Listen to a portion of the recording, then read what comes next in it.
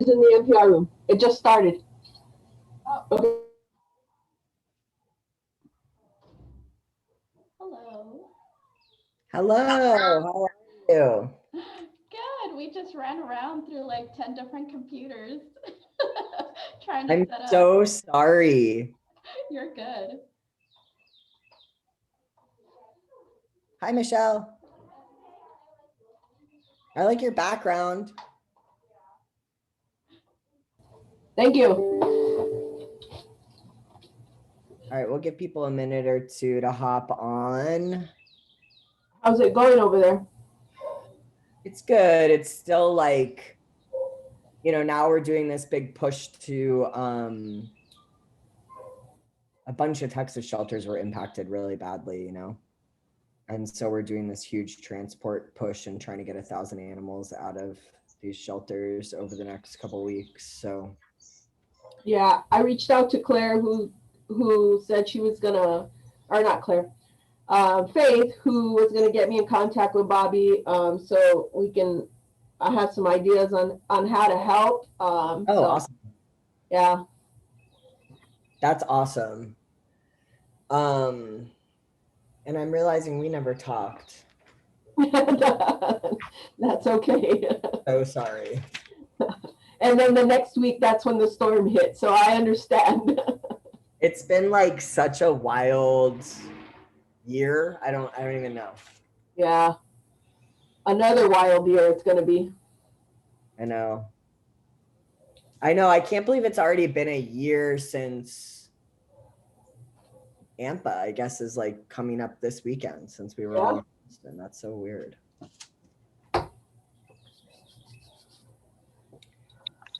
All right, we'll give people another minute or two and then we'll get started.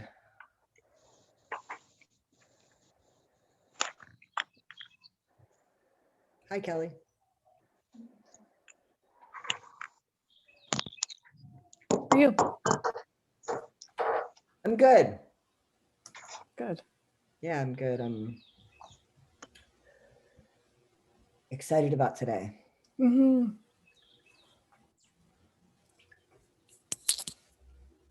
Me too. All right, we'll give people another like 30 seconds.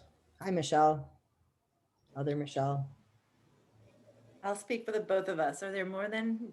Hi, other Michelle. We both say hi. How are you doing? I'm fine. Everything's fine. Cool, No, that's convincing. No, everything is good. It's actually very warm here today. I have the windows open. That's awesome. Yeah. You guys are warmer too, right? Mm-hmm. Yeah, I have the door open behind me and it's been like hot. So, very cool. You know, the world is just broken. So hopefully we can repair it a little bit. It's awesome, but it's also so weird. It's after creepy. last week. I know it's a little creepy, but. Mm-hmm. All right, well, we can go ahead and get started. And if people join us, that is awesome. Today we have Cynthia here from PEMA Animal Care Center, and we're going to do something a little bit different, which is that Cynthia is amazing, has been at PACC for how long have you been there, Cynthia? It was 5 years in December. That's awesome. And Cynthia really helped to spearhead and be one of sort of like the first people doing intake to placement at PEMA Animal Care Center. That program has grown and changed a lot since it started through lessons learned. And tomorrow, Cynthia is going to be giving a webinar and wanted to run through the slides with you all, get some feedback, but also share the information if that sounds good, so that we can kind of give a little bit of opportunity for that peer-to-peer support that we talk about in this group, give Cynthia a chance to run through those slides, and we'll all be getting the information there. So just want to say that that is going to be the same information in the webinar tomorrow night, but today we'll have it a little bit interactive, and we might slow you down, Cynthia, or bump in, or tell you if we have any like thoughts that are coming up. And then tomorrow, running through that, and then we'll continue our conversation with intake to placement in a couple of weeks with Kylie, who also works with Pima Animal Care Center. And there will likely be more and more conversations about intake to placement, because this is such an important part of all things HAAS and is fairly new in a lot of organizations. So without further ado, Cynthia, do you want to introduce yourself? Yeah, so hello everyone. So I'm at PACC right now. I'm the current intake to placement manager. I started this position in September. Like I recently said, I've been here for 5 years, kind of moving around different departments, definitely 5 years of a lot of knowledge, a lot of change. So excited that this is a new program that we're kind of diving into, and I'm excited to share it with you guys. This is my first adult shining moment, so please be nice to me. This is a great group to be with today, because all of these folks, I'm sure, will have a lot of really good questions and thoughts for you. Yeah, any feedback will be great. My feelings will not be hurt, I promise. So I can share I do have a presentation, and first I have to learn how to share that. Share my screen. Let me know if you guys are able to see it. Yes. Beautiful. So again, we're just going to be talking about the approach that we at PACC are now taking. We've changed the directive of what we were doing. So again, I started in September doing this, and a lot of things have changed since then. We just recently changed our process just a few weeks ago. So we're just doing everything by trial and error and fixing and things as we go. So let me see, and now it's not going. Oh, there we go. So again, more about me. I graduated from the University of Arizona in 2016 with a bachelor's in veterinary science and minors in Spanish and African American studies.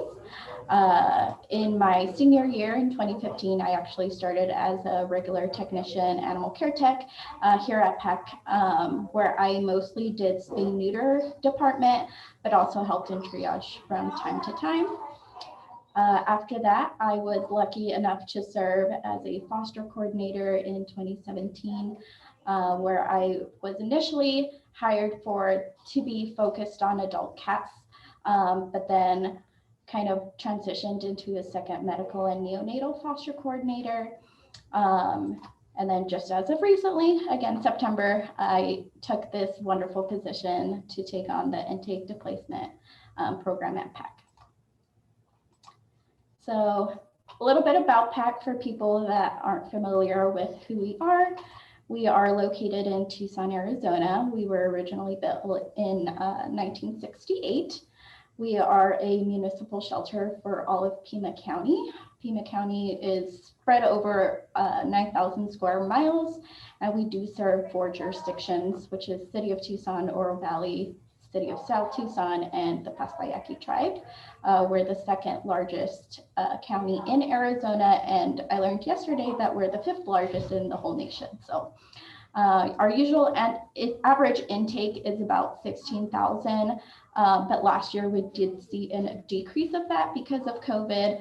We were on emergency intake for quite some while, so we did see a decrease in our intake, and our current live release rate is 92.8 currently. So what is intake to placement? The overall goal is to basically decrease a pet's length of stay in the shelter, how long they're actually in the shelter, or to hopefully the long goal is to eliminate the stay completely so a pet doesn't have to enter the shelter at all. we are basically approaching this goal and trying to work towards it by being proactive in remote pet services that we're offering. So that's things like our Keeping Families Together Fund, offering outreach clinics for people that can't afford or aren't able to get into veterinary clinics at this time, offering food supplies, anything that will help someone keep their pet. By offering those types of services, and also by providing in-person admissions directly to rescue, foster, and adoption. So pet comes in and we're immediately finding placement so that the pet doesn't have to stay in the shelter walls. The goal that we gave ourselves at PACC was to reduce our current length of stay of 11 days to hopefully 6 days or less. So for right now, that's the goal that we gave ourselves starting in September. And then why are we doing this? Why is this important?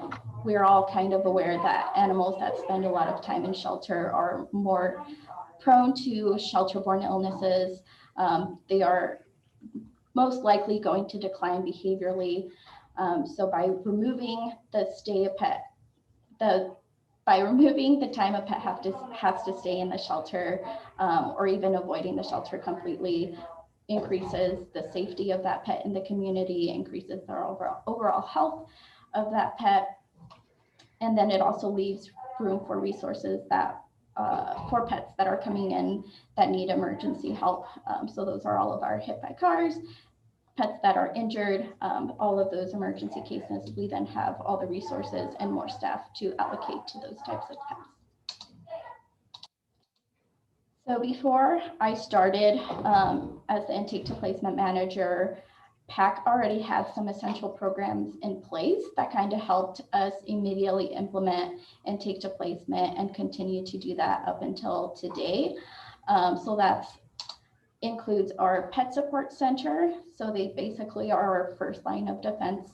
Any community member that reaches out to us, reaches out to our pet support. They take over 3,000 calls a month and the calls range anywhere from I lost my house, I'm at a crisis, to anywhere to I need vet help for my pet, or I found a stray pet that I need to bring into you guys. So they are the front line of helping most of the community. They help a lot with trying to again, provide services for the public so that a pet can, so we can minimize the chance that an animal will come into PACC. We were also practicing managed intake. So again, with the help of our pet support center, we're scheduling as many pets entering our system as we can. Anything that we can get an appointment for, even if it's an appointment for 2 hours from now, we're scheduling it so that we know that we have the room and the capacity to care for the animal once it's actually here. We were also doing diversion, and for us that meant empowering our admission staff to divert an animal that was coming in to any rescue partners that was available to help take that pet. So they would reach out to any rescue that they knew had an open, or even if we didn't know, we would reach out and say, hey, we have this pet, would you guys be able to help it so that it doesn't have to come into the shelter? The rescue would then come in, pick up that pet, and take on the responsibility of holding that pet during its stray wait. Another thing that we already had prior to intake to placement was a long list of rescue partners. Currently, we are relying a lot of our rescue partners with everything going on with COVID. So we already had those partners built. As my time as a foster coordinator, I was already working with a lot of these rescues hand in hand. So once I made the transition to intake to placement, knowing who I could contact immediately was a great help. And the largest help currently is our whole foster program. It's currently made up of 3 foster coordinators that continue to support every pet that we place in our foster program. And they're basically serve as a liaison between all those foster families and those pets to anything that they may need in shelter. So for intake to placement, there are 2 types of ways that we know and identify pets that may be able to be placed. the main majority are coming from those calls that Pet Support Center takes in every single day. And these account for all of the scheduled appointments that we get on a day-to-day basis. The second one is, of course, by our admissions team, and these are the pets that are coming in unscheduled. Someone found a stray dog that may have is limping or is injured that we will take in. They're all the strays that come in. They're also all of our cases that our officer is also bringing in, as well as all our community partnerships with our emergency veterinary clinics in the community. If someone surrenders a pet with them or brings in a stray that's injured that needs continued medical care, then they would contact us to transfer that animal into our shelter. But most of the pets, again, are being scheduled through Pet Support. So a lot of the processes that I'm going to be talking about today are going to be focused on the Pet Support Center flow, starting from them, because eventually the animals that come in unscheduled fall within that same process. So with that said, the actual flow of intake to placement, what do we do? How does that happen? So initially we get a call or a survey into our Pet Support Center.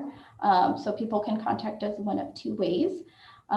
Most people like to talk on the phone, but a lot of people nowadays like to do everything with technology and the computer. So we also have an online survey that people can submit. On the screen, you'll see part of what that survey kind of looks like. And it basically has quick questions that says, how can we help you? What resources can we provide? What do you guys need? Pretty much to help let our staff know what we can have prepared prior to contacting that person. And then Pet Support, does all their magical things of, they offer resources. And if eventually they say, at the end of this, I truly can't keep my pet, I can't keep the stray, what happens at that point? They're the ones that basically decide if a pet is eligible for intake to placement directly.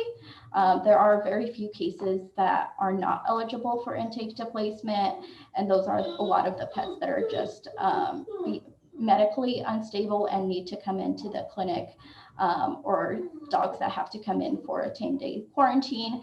So obviously those pets can't leave immediately when they come in. So those are the ones that are the exception to the rule, but just because they aren't being placed when they get here doesn't mean that after the 10 days they're not going to find placement. It just means we're not looking for placement for someone to pick them up when they're coming in. So what happens to those if they're not candidates for intake to placement? Our Pet Support staff is scheduling an immediate intake appointment so those pets can come in and have our staff kind of do whatever they need to do, if they need to do quarantine, if they need to go see our medical staff, etc. If they are eligible for intake to placement, our Pet Support Center will do one of two things. They will either notify me, and I kind of do a subsection of matchmaking, and that is, I'll get into a lot of what that means in the next slide, but if they have a pet that they know someone will take, whether it's a rescue or foster, or even an adopter that we already know has expressed interest, they'll let me know so that we can do that one-on-one. But we also have an automatic process where we don't have an immediate outlet for it. So that process kind of starts by them starting by requesting a picture of the pet to send to us, just because we've learned in all of the past months that we've been doing this, that a pet is 9 times more likely to be placed with a foster or a rescue or an adopter if we have a picture of the pet. So we are starting the first step of that process by requesting a picture of a pet. In regards to that matchmaking aspect, so again, that's a lot of our rescue partners. So if we know that we have a shepherd or a Great Pyrenees or any big specific breeds that rescues are willing to take, and we know that they're coming in, we will contact them ahead of time so that they can be there at the time of the intake and get those pets out of the shelter. It also includes our neonates, moms, litters, We have a couple of rescue groups that we know have open availability, and they will take those pets so that they don't have to spend any time at the shelter. So we don't have to use any of our fosters for them. So that's always been amazing and great. And we also have a few rescues that take medical special needs. Our clinic is always overloaded. So anything that we can divert out to rescues to continue to care for is also great. So we also try to get as many of those placed before they even come in. Unless they are not stable, then of course our clinic takes care of that until they are stable enough to leave with a rescue. Same thing goes for fosters. Because of my time as a foster coordinator, I know a lot of people that already have a niche set of pets that they like to continue to care for. And that's a lot of neonates and moms and litters. We have a lot of fosters for them, but we also know who will take a broken small dog, who will take a scared large dog. So I've been lucky in that sense that I know I have made those connections and can get animals placed with the knowledge of who is able to take who. So this little puppy was one of the examples. It came in as a stray with a fractured right arm. It's cute, it's small, but because of its medical, we can't immediately adopt it out. But we already had an interested adopter that had expressed interest in, hey, if you guys get a large breed puppy, let us know. So within hours of this puppy coming in, of course, they were at our doors picking this puppy up after it got seen by our medical team. It got a cast, and then it's now enjoying its life while it heals before it can officially be adopted. For PACC, we do a pre-adoption or a foster to adopt. We rebranded the foster to adopt program to reflect pre-adopt. And that program falls under our adoption team. So it'll continue to get medical care until it's fully healed, and then we'll be able to alter it and officially adopt it out to its family. So then going back to the second part of, we don't have anyone that we know off the top of our heads will be able to take this pet. So again, that process starts by us requesting a picture of the pet. Once we know we have that picture and it's been received, we send the community members or the public members a link to a dog or cat profile. And this basically asks all the things we need to enter them into our shelter system, which is Chameleon. It's what we use here as our shelter software. It asks for their information as well as the age of the pet, weight of the pet, any additional information that they may have on a pet. They submit the survey, we get the response.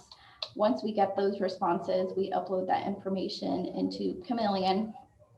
And then from Chameleon, once that information is entered into Chameleon, our pet support staff is scheduling an appointment for those pets tentatively anywhere from 10 to 14 days out, sometimes sooner, sometimes more, depending on how many animals we have waiting to come in. So that's a double step. They're uploading, scheduling that appointment.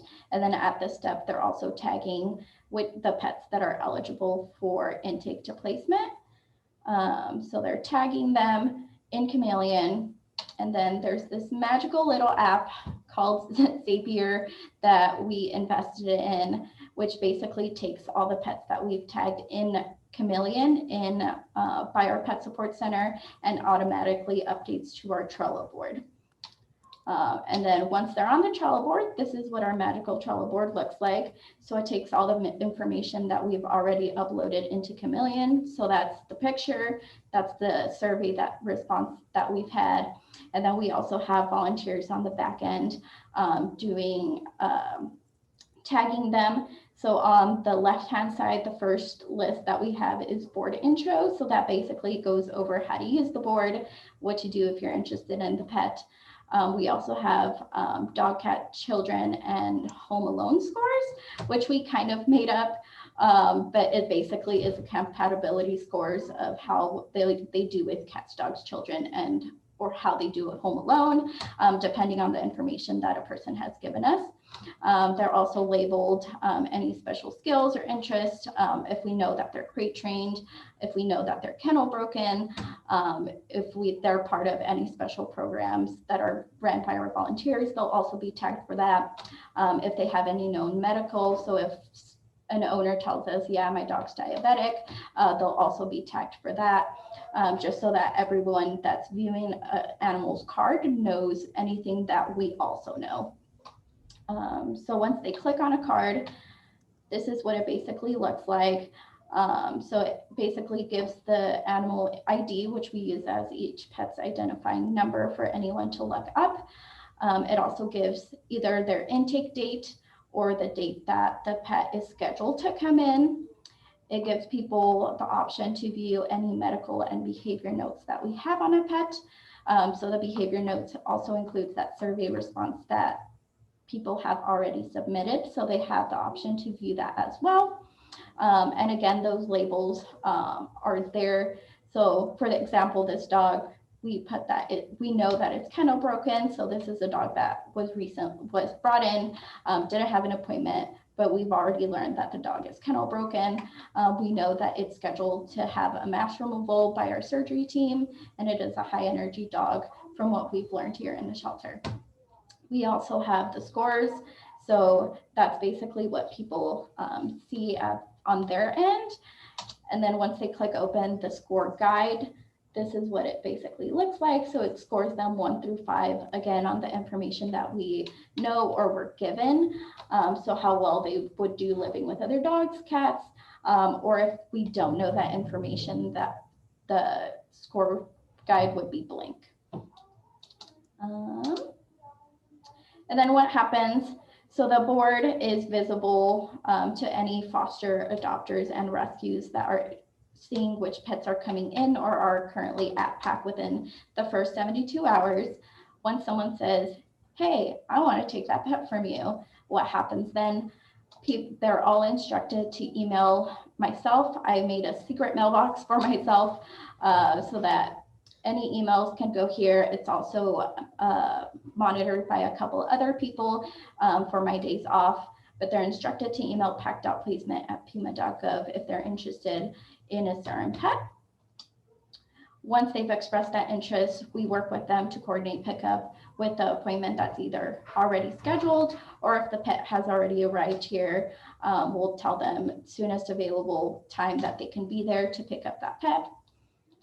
And then by the time they arrive, the pet gets vaccinated and microchipped. And then just depending on the outlet will depend on also the follow-up that happens after that pet has been placed with its designated placement.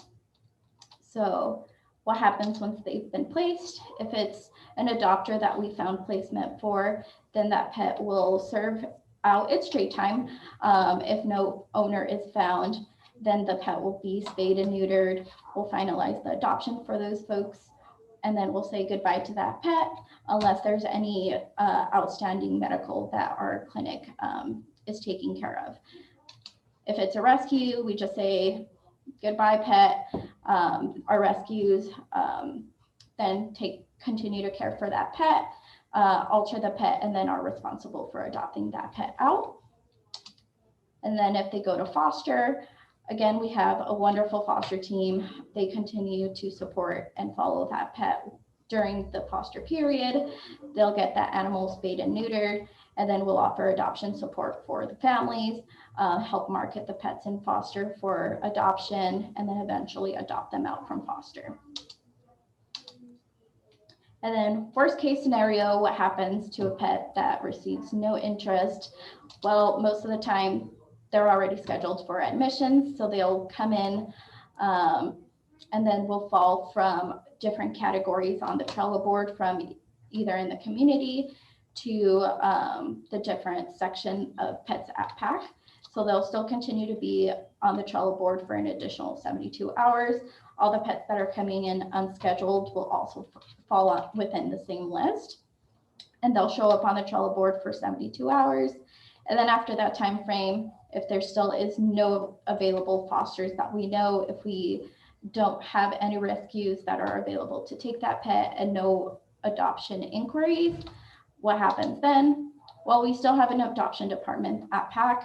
We still have a foster department, and those pets continue to be rescue candidates during their whole time here. So basically after those 72 hours, then just the rest of the people at PACC here are then responsible to continue to market that pet for either adoption, foster, or rescue. And then data. So how is this all working for us? Everybody loves numbers, so we're gonna throw those out for you guys. The time frame that we're just looking at is between September and January. So from when I started till end of the month last month. So between those times, we helped 528 pets either stay out of the shelter completely or left within, or found placement and left within 72 hours. These numbers do exclude the pets that were returned to owner, which was 816. All our shelter neuter release cats, which was a little bit over 100. And for us, a lot of people have a finder to foster program, but for us, we just do found reports for the pet. And we also offer spay neuter for any of the pets that people want to keep. So of those, all those numbers are excluded from these. So you could see we've placed 207 cats, 300 dogs, and 21 others. And that's anywhere from mice, pigs, chickens, turtles, lots of other pets. And then their outcomes. So most of the majority of these pets are going to rescue, which definitely helps a lot because it alleviates a lot of the time and resources that we're using on those pets. Rescues are great and say, yeah, we'll take all these pets and then become responsible for those pets. So we're trying to push as many of these pets out to rescue as we can. And then the second biggest category is foster. And currently we're trying to work around a lot of our adoption policies for direct placement, but we're still trying to find placement with adopters. So far, we've only been able to do 3, but we're working on it. We're still working on it. And then how much time is a pet spending at PACC before they're actually leaving? So about half of them are either leaving the same day or the next day that they arrive at PACC. Most of the same day appointments are the ones that we have already found placement and are just here picking up the pet once they arrive. The next day are a lot of people that the pet comes in, we contact, and then they're here the next day picking up that pet because for some reason, lots of pets like to get here 20 minutes before we close. So we just have them pick up the next day. And then the third largest category is pets leaving after their 4th day.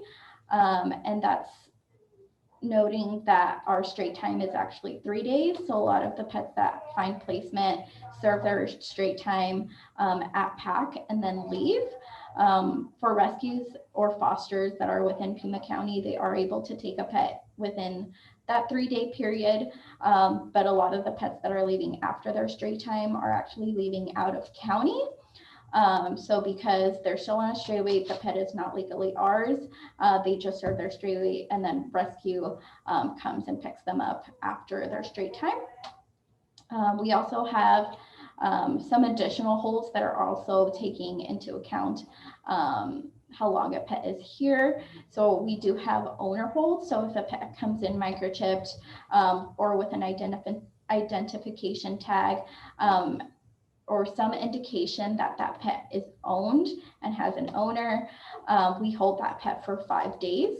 While our lost and found department continues to look up additional microchip information, send out letter to the last known address, tries to do a lot more investigative work for that pet to hopefully get it home.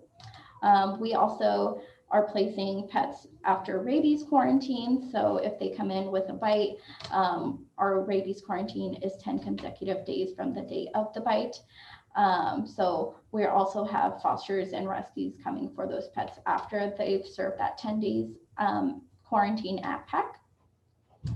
And then recently, within the past couple months, we've had a lot of cases with our animal protection officers that are coming in that are able to be placed, but because of legalities, they aren't able to leave the shelter because they're in this awkward limbo of the owner can't have them, but they're not legally PACC property. So they are what we refer to as a bond hold, and that's at least a minimum of 10 business days that the pet has to be here. So just wanted to note those because they're important numbers. And from that, what's our average length of stay? We calculate our average length of stay for the intake for the pets that we're tagging for placement separately from those that aren't. Soon we'll be transitioning to all, because now all the pets that will then fall on the Trello board. So again, the Trello board is more of a recent thing, just within the probably last 2 weeks. We initiated that. So hopefully this number is going to be better, but for the ones that we are tagging and are eligible for intake to placement, the average length of stay that they're spending at PACC is 3.88 days. In, I believe, November, we had a large case of mice. It was, I think, over 100 mice, and they played into a lot of, obviously you can see there the other was our longest average length of stay because they were on a bond hold, but after they were released, they all left, but just accounting for that average length of stay. And from all that, wanted to share my favorite success story about a little kitten named Giselle. So she was actually part of a cat colony. The person has been working with us for several years, trying to get as many cats spayed, neutered, and returned back. So she's been awesome, but then a little cat in her colony had kittens. She was waiting them out until they were old enough to come in and get altered. But unfortunately, one day she did see little Giselle get hit by a car. She did take her to get immediate veterinary care, but the vet basically told her that little Giselle would be paralyzed. She had no control of her bowel movements. So knowing that she herself was not able to continue to care for that pet, decided to bring her here. We have an amazing foster named Christina, who was here within minutes of this kitten showing up, and said, I'll take this little kitten. So she decided to foster her for us. So she didn't have to spend any time here at the shelter. She would come in for clinic appointments and get all the things done that she needed. But our vets also decided that Giselle was just not going to gain any motor control of her hind end. So Christina has about 20 fosters at a time. She's literally amazing, one of our best fosters. So she decided that Giselle was just such a cute little fighter that she wanted to find her placement, and knew that it would be hard to get her an adopter with all of her issues. So she decided to do her own, basically, investigator work on where she could get this little kitten, where she could live out the remainder of her life happily and cared for. So she reached out to a rescue in Nevada that said, yes, this little kitten is amazing. You guys have done some amazing work with her. We want her. So the rescue themselves, we immediately partnered with them, became rescues, did all the criteria we have for our rescues to become partners. And the rescue set up a flight via American Airlines so that she could travel from Tucson to Nevada. There she is with the airline employees that gave her so much love during her flight. They absolutely loved her just like we did. And the last update that we got was her actually in her permanent home enjoying her Christmas tree. So there she is as the little present that she was for all of us. So with all that, that's my whole presentation. Does anyone have any questions?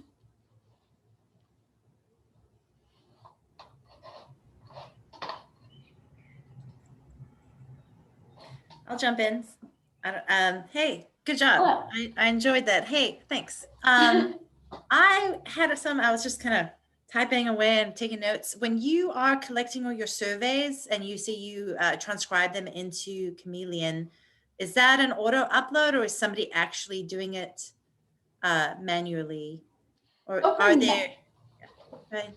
Sorry, so for right now it is manually. So our pet support staff receives the responses in an email and they're basically just copying and pasting that into a note in Chameleon.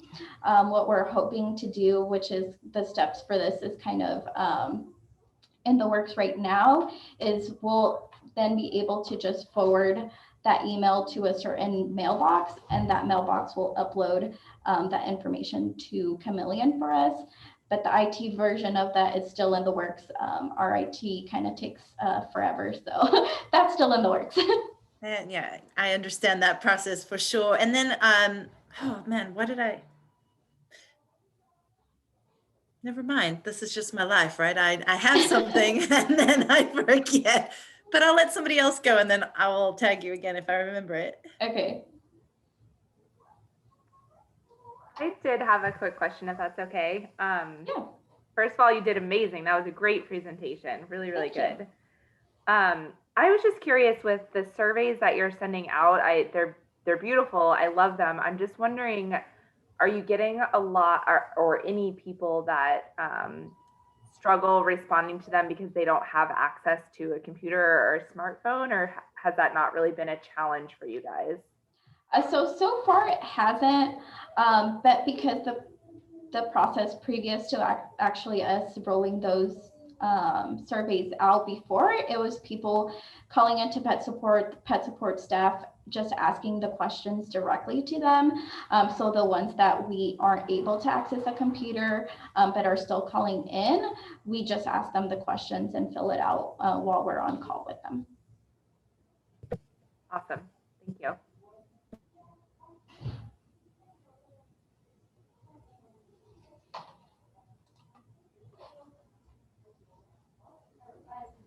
Okay, I have another question. Yeah.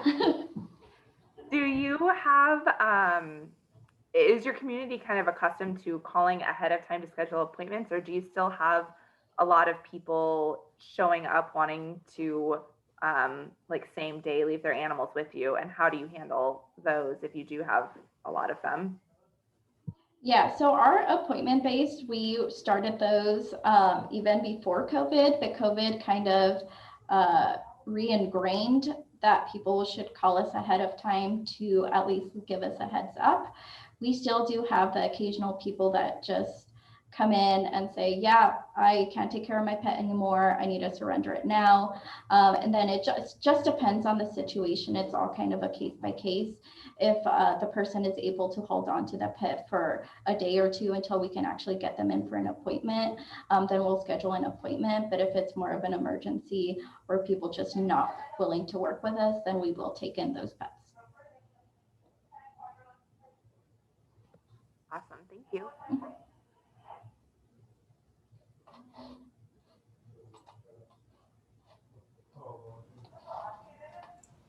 Other questions for Cynthia? Cynthia, do you know how the length of stay was affected before you kind of wrangled the whole program together? Was the program existing before you started managing it? So it was, I like to think yes, but it wasn't a whole program. So it was just separate departments kind of flowing into kind of what we're doing now, whereas now it's kind of centralized. But all the things that have kind of made the intake to program develop over the past few months is things that were kind of pre-existing. Did you have that Zapier? I don't know what you said. It really Zapier. quickly. Yeah. I wrote it down. I'm going to go check it out. Is that part of the new September? Was that new when you implemented? Okay. Yeah, so so it is a paid service. I don't know much about it. Our IT guy is the one that spearheads that, but it basically uploads repetitive tasks and basically talks to our Chameleon software to that Trello board. So it's a lot of coding and stuff. I don't know, but it basically limits you to how many tasks you can have per month. The more you pay, the more tasks you can have per month. So now we are kind of investing it in that because we were kind of using it a little bit for our foster Trello board beforehand, but now because we're kind of expanding that, a lot of Trello boards for a lot of different departments, we're kind of investing in that program a little bit more now. Cynthia, what were some of your biggest challenges, and like how have you been able to get over them? Oh goodness, so many. I think a lot of it is my perception of what is eligible for foster and rescue, just because, again, as serving as my time as a foster coordinator, to me, everything that was injured, that was young and underage, like those were what I wanted to prioritize when I first started here, and we still are, but now we also have more pets that we also want to prioritize, and those are the dogs that we know will likely come in and have a behavior decline. So just because how the foster program has kind of changed and me kind of migrating over, I've had to kind of let go of like, oh, yes, we need to prioritize those, but there's also so many others that we need to prioritize to not enter the shelter. And then a lot of the perceptions of, well, an animal should stay here for 3 days because that's what we've all known and have done. But for us, as long as the pet is intaked and shows that the pet, we're showing the pet as found and it's been intaked, our ordinances allow us to place that pet in foster or with a rescue, as long as the foster or rescue is aware that if an owner comes forward, that pet would just come back during its straight time so that it could be reunited with its owner. There's a question in the chat too. How much time on average do you spend finding a placement, whether that be a rescue partner, foster, etc.? So before we rolled out the Trello board, it was all day because it was a lot of just matchmaking. So it was a lot of one-on-one calling people, leaving voicemails, sending emails. So the Trello board is kind of a lifesaver now because it basically does all the work for me. And people are able to then just view the behavior notes that we have on that pet versus me spending anywhere from 30 minutes to an hour on the phone with someone going over all of that, trying to see, like, answer any questions that they may have. So it's definitely sped up a lot of that process. So it's definitely freed up a lot of my time. So when you all decided to put more sort of like energy into this program, how much did that cost? Like, how did that work? You know what I mean? Like, what was the initial, and I know there's some leadership on the call too. So like, I'm just curious, like, was it like slow? Were you part-time over here, or did you all just like change your position to full-time employee? Are there other staff members in this program, or is it just you? So it's just me, program of one. So my first month of intake to placement manager, I still was kind of helping in the foster department. So I didn't really transition fully until we hired on our other foster coordinators to kind of replace us in that program, just because foster parents still need support during that time. So we didn't want to say, sorry, you have one person now going from a team of 4, because another foster coordinator also changed position during the same time that I did.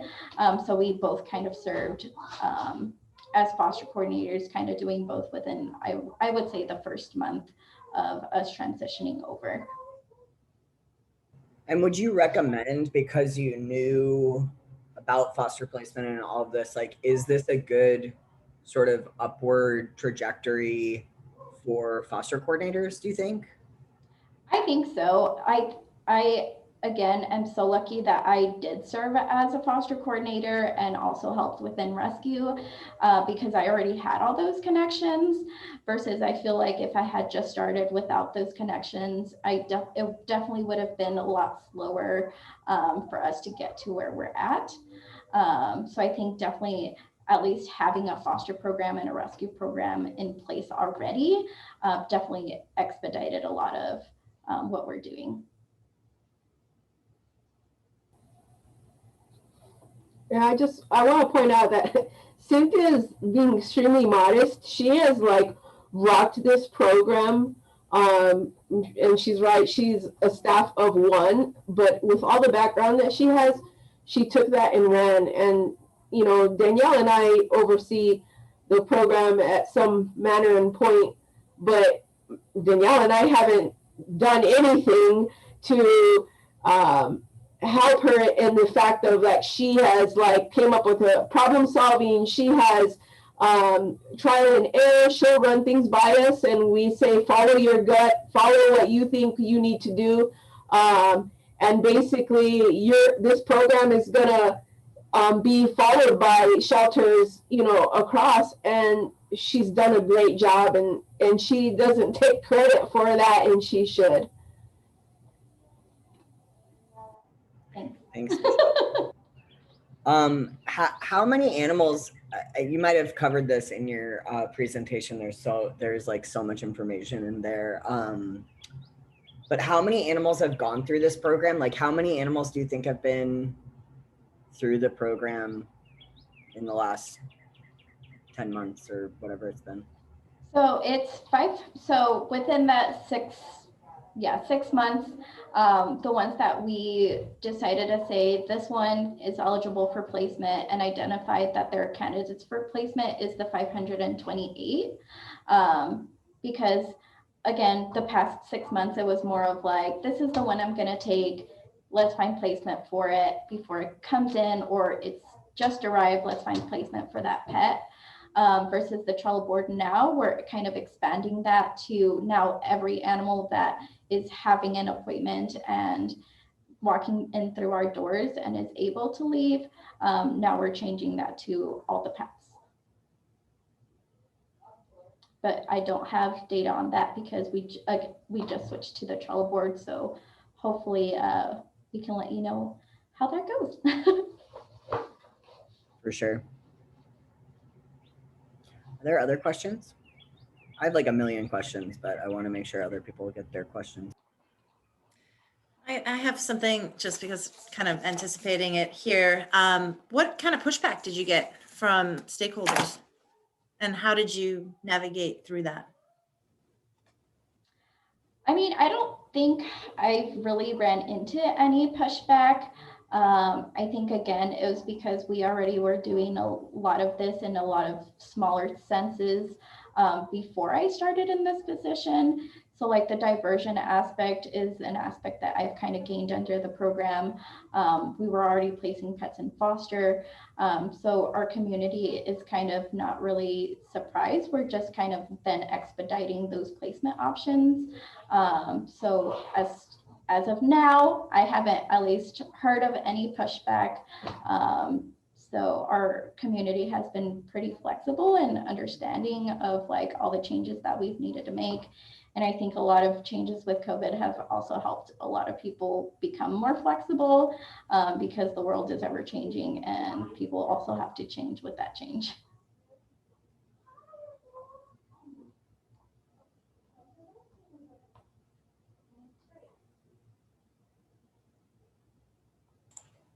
Building on to that, have you had any incidences that you've had to navigate, like problems did you anticipate beforehand? You know, like we always start these programs and I'm all about it, but you kind of learn as you go. Is there anything that you would have like done differently? Or was there something that, you know, you would say, hey, before you start this program, make sure you do X, Y, Z? Well, I know one question I've kind of gotten asked a lot from other acquaintances and shelters throughout the country is what we do for as liability wise when we're placing pets with no known history in the community. So for us, the one thing that we have within our policy is any pet that comes in immediately gets what we call a fast track at admission. So our admission staff is quickly evaluating the pet. How handleable is it? Any behaviors that they are noticing and watching, and then those are behavior notes that again are getting uploaded into that.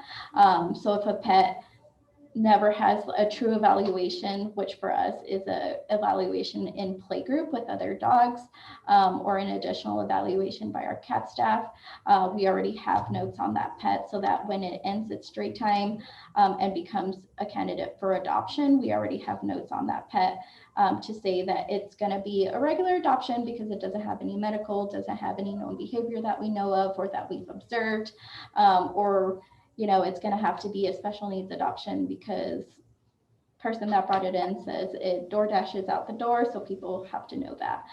So that's one thing that we've taken advantage of in also placing the pets, because we at least gather some bit of information on that pet prior to ever going anywhere, by having our admission staff take a look at those pets prior to them actually leaving.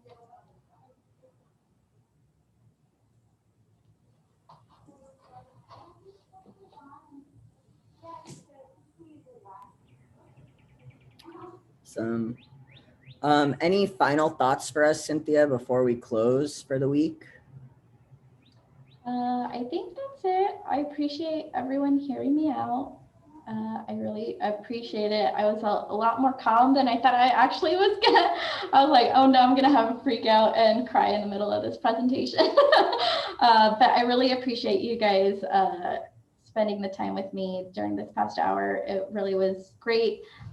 If you guys have any additional questions or any feedback you guys would like to send to me, I'll put my email in the chat so that you guys can contact me via email. Amazing. And Cynthia will be presenting this information tomorrow too, if you think your staff would benefit from coming at our webinar tomorrow. I should have had the link ready. I'll grab it. But Kelly, do you want to tell us what's happening next week while I grab the link? Sure. So Steve Porter is coming to talk about the technology catalog. Pull this up really quick, which is really, so he's gonna, it's a curated list of technology solutions that can help you in all types of different efforts. And you'll learn how to search the catalog and add case studies to the and new technology to it. So if there's something that you're using and it's working for you as like an automation, we can add, you can add that, and then everyone benefits from each other's knowledge, which I think is really, really exciting. Yeah, and we want to hear if we want to sort of like have a whole technology conversation. So what technology is using, what technology are you all using, what's working, what's not working, what do we think we need to see in the future? Because Steve Porter is sort of the technology guru, and if we get his wheels turning, then we might get some tech solutions that solve for some of the problems that we all have and gaps that we have in technology. So that'll be next week at the summit. Cynthia is tomorrow. I put the link in the chat. Cynthia, you did a great job. It was such important information. And it's always wonderful to see you all here. And I look forward to seeing you all next week. Thanks so much. Thanks, Cynthia. Thanks for coming.